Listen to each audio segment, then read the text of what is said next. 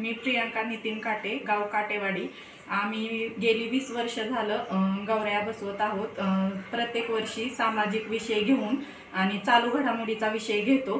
ह्या वर्षी दादांनी जी संकल्पना काढली आहे लाडकी बहीण योजना, ती अतिशय सुंदर आहे महिलांसाठी। दादांनी खूपच चांगलं कार्य केलं आहे। त्यातून महिलांना म्हणजे ज्या महिला कमवू शकत नाहीत, घरी आहेत, गृहिणी आहेत, त्यांच्यासाठी खूप महत्त्वाचा निर्णय घेतला आहे लाडकी बहीण योजना काढून।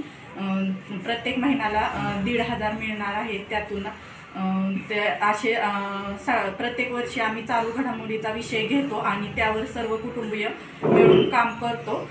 आणि यावर्षी आम्ही देखावा लाडकी बहीण हा सादर केला आहे। माझे नाव अनिता मिलिंद काटे। आम्ही दरवर्षी गौरीला वेगवेगळे देखावे सादर करतो। ह्यावेळी लाडकी बहीण हा देखावा सादर केलेला आहे।